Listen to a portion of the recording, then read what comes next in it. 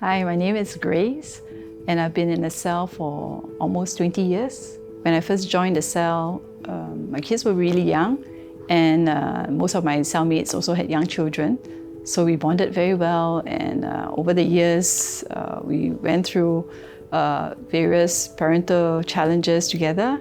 In 2013, I was diagnosed with cancer, and it was a tumor that was about 20 cm. I had to do a surgery.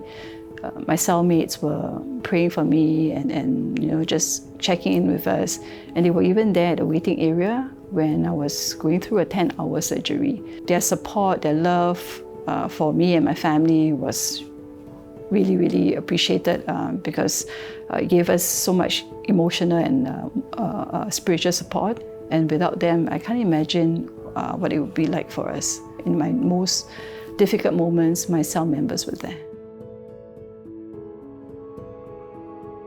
Last year was one of the most difficult moments in our life. Our baby had to be born prematurely. The baby had to stay in the NICU for 3 weeks, and imagine how expensive that's gonna be in a private hospital here in Singapore, and we don't have any family here. I had no job back then, so I had no, because of the pandemic, I got retrenched. Only Leo that time had permanent job. So it was very, very tough time for us. But because we are part of the cell, we are part of the Filipino ministry, we had people supporting us, rallying for us, praying for us, checking with us every day, like how are we, giving us the love and support we need. And it felt so overwhelming and comforting that you have these people behind us, That's when I thought that even though we don't have family, like relatives here in Singapore, we have our PLMC FS family, we have the broader PLMC family, and that helped us get through the tough times. We have the bigger family. Yeah. God's family. God's family, yes. I led a team to Hong Kong in 2019 to partner with Hong Kong YWAM, Trin Mun.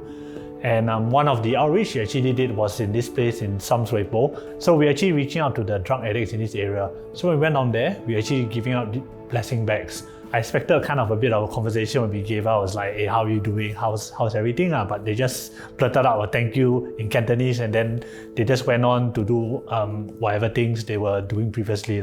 So I felt very disheartened. I felt like, was this even effective in this ministry? So after about 30 minutes, when we actually did this blessing bag distribution, we gathered together in an open area and we started to just worship and kind of, in that sense, intercede for this place.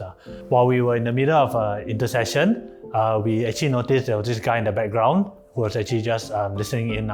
So one of the YWAM staff actually pointed out his name was actually called Asing. So Asing, the background of him was that he was a drug addict in this area 6 months ago. He was actually quite touched that Christian groups were actually reaching out to him, and he actually prayed to receive Christ that day and accepted Christ as a Lord and Savior.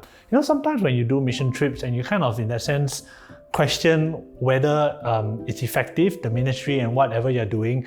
But I think in this kind of thing, it's important to not doubt that actually God can move in any small way that He does and seems fit. The word that goes forth will not return void. It will accomplish for the purpose for which it was sent out.